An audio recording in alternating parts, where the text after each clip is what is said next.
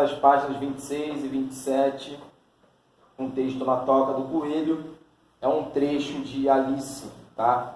Alice no País das Maravilhas, vocês conhecem, né? Sim. Já viram filme, já leram, né? Parecido. Por mais que... Aí. Sim, tá gravando. Tá gravando, tá gravando. Tá começando quando grava? Não, a aula normal, entendeu? Vamos lá então. Acho que ele vai demorar um pouco, né? Não, leva. Vou ler um pouquinho. Alice começava a se aborrecer de ficar ali, à beira do rio, sentada ao lado da irmã, sem nada para fazer. Espiou uma ou duas vezes o livro que a irmã lia, mas não tinha figuras nem falas. Entre aspas e travessão, aquela diferença, travessão vai vir com 2 pontos anunciando um diálogo, né, uma certa resposta, meio que uma conversa. As aspas indicam fala, coisas que pessoas já disseram, pensaram ou refletiram, tá? Essa é a diferença. De que serve um livro? Pensou Alice, viu? Sem figuras nem falas, ela pensou. Ela tentava decidir naquele dia tão quente que a deixava sonolenta e um tanto burra. Se o prazer de fazer uma coroa de margaridas valeria o esforço de ir colhê-las, quando de repente um coelho branco, de olhos cor-de-rosa, passou correndo por ela. Não havia nada de muito especial nisso. Nem Alice achou estranho demais ouvir o coelho dizer a si mesmo: ai meu Deus, eu vou chegar atrasado, olha aí o travessão agora, viu? O coelho falou mesmo, tá? Viu os 2 pontos anunciando que o coelho estava falando naquele exato momento ali. Quando pensou nisso mais tarde, achou que deveria ter se espantado, mas na hora tudo pareceu muito natural. Só quando viu o coelho tirar um relógio do bolso do colete, olhar as horas e sair apressado, Alice se levantou. Percebeu que nunca tinha visto um coelho com bolso de colete e muito menos com um relógio. Louco de curiosidade, foi atrás dele a tempo de ver entrar numa toca enorme, perto da cerca. Alice entrou na toca também. Nem pensou em que poderia sair de lá depois. Em como poderia. A toca do coelho era reta como um túnel, mas só até certa altura. De uma hora para outra, afundou tão de repente que Alice não teve nem um segundo para pensar e parar, antes de cair num poço que parecia ser muito fundo. Ou o poço era muito profundo, ou ela caía muito devagar, porque durante toda a queda, podia olhar ao redor e se perguntar o que iria acontecer. Primeiro, olhou para baixo, para saber o que lhe esperava. Mas era escuro demais para ver alguma coisa, para ver qualquer coisa. Começou então a olhar as paredes do poço e viu nelas armários e prateleiras, quadros e mapas presos com pregos. Descendo, apanhou um pote de uma prateleira escrito no rótulo doce de laranja. Ficou desapontado, estava vazio. Não quis jogar o pote fora com medo de matar alguém lá embaixo. Deu um jeito de guardá-lo em outro armário quando passou por um. Puxa, pensou Alice. Olha as aspas, hein? Puxa, pensou Alice. Depois de uma queda dessas, despencar de uma escada não vai ser nada para mim. Vão me achar muito corajosa lá em casa. Bem, na verdade, eu não contaria nada a ninguém se eu caísse do telhado. O que era bem capaz de acontecer. Está vendo as aspas? Caía. A queda não iria acabar nunca. Quantos quilômetros devo ter caído? Disse em voz alta. Agora a travessão que ela está dizendo no momento.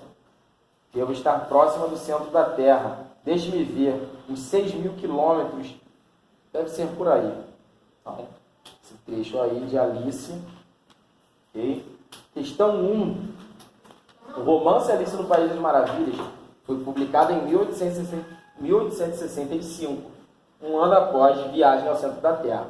Viagem ao Centro da Terra foram os trechos aí de início, né? Então tem uma relação com o centro da Terra. Identifique e sublinhe o trecho do texto em que é possível verificar uma relação das 2 obras, né? Está aí no final, no último parágrafo.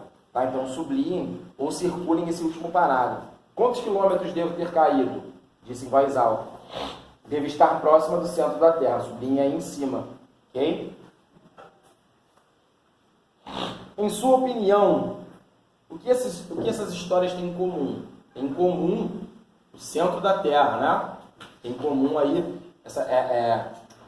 em uma, tem em comum a viagem, meio que a viagem ao centro da Terra. Um foi uma viagem programada, né, do professor lá, o Lindenbrock, com o Axel, e a outra meio que sem querer, ela achou que estava no centro da Terra. Então tem uma relação de uma viagem ao centro da Terra, a viagem, né?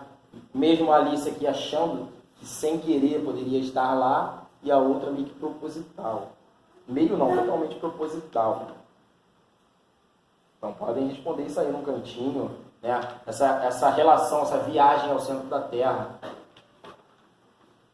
Vou para a página 28, onde nós temos preposição. Preposição, galera. Nós temos um textinho aí, tá? Onde tem espaços. E nesses espaços nós vamos encaixar preposições. Eu digo sempre que a preposição, ela parece uma ponte, tá? Ou uma emenda de fio. Quando a pessoa emenda um fio e passa fita isolante, eu sempre pensei nisso, fiz essa associação. Uma ponte para chegar de um lugar para chegar ao outro é a preposição. E esse lance do fio, você junta o fio e passa a fita isolante no meio, eu sempre associei isso à preposição. Preposição ela serve para ligar o verbo ao complemento. Tu pode tirar isso para falar? Pode. Ela é uma ligação do verbo ao complemento. Tá? Ela liga uma coisa a outra, ela dá um sentido.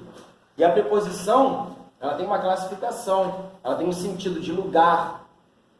Ela tem um sentido de posse. Tá?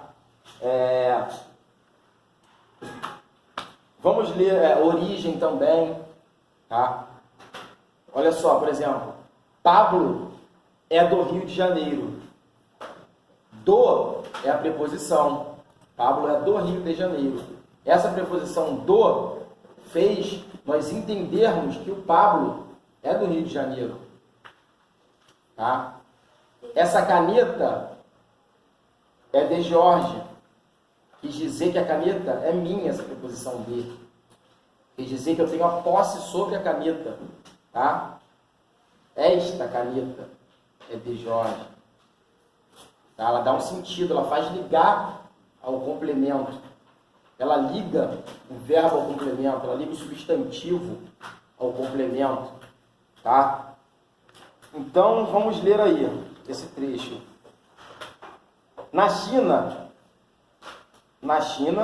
está em um planejamento um ônibus que será capaz de deslocar-se. Que nós colocaríamos aí de preposição? Pelos os carros. Sobre os carros, por cima. Tá vendo? Ó, sobre os carros. Chamado de Transit Elevated Bus. É um ônibus que se eleva. Tá? Então é sobre. Tá vendo? Deu uma ideia de lugar. Sobre os carros. Eu acho que esse ônibus aí vale mais a pena do que de carro.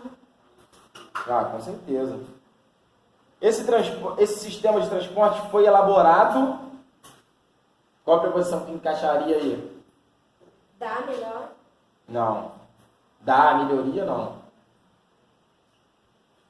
Qual é a finalidade, o intuito? Para a melhoria. Para a melhoria. A Renata cortou ali, ó. A Renata cortou. Marcelo também. Corta também, Paulo. Em grandes cidades chinesas, como Xangai e Pequim, ele funcionará. Muito bom, excelente, Ali. A melhoria do trânsito em lugar, tá vendo? Em grandes cidades chinesas, como Xangai e Pequim. Ele funcionará a eletricidade. E mesmo transportando. Mas. Não. Mas é um. Só tem em. Até. Mas pode ser um advérbio de intensidade. Não. Até 1.200 passageiros. Custará menos que o sistema de metrô. Os testes começarão ao tempo, em 2016. Então vocês vão destacar do material, estão colando aí, recorte, colhe, está lá atrás do livro, tá? Questão B. Com que finalidade o sistema de transporte citado no texto está sendo desenvolvido? Com a finalidade de melhorar o trânsito na China, tá? A finalidade é melhorar o trânsito na China, beleza? 10 minutos. Vocês estão colando? Quer que eu pause? Vou pausar. Então, vocês repararam que ao recortar aí e ir colando, né, com a minha leitura aqui também, que a preposição ela tem função de ligar uma coisa a outra, tá? Ela tem essa função de ligar uma coisa a outra, né? Um verbo a um complemento, um substantivo ao complemento, tá? Com o intuito de dar sentido, origem, local, origem, causa, né? Cada preposição ela tem um tipo de valor, lugar, finalidade, né? O material de que é feito, enfim, a preposição ela tem essas características e aquelas classificações.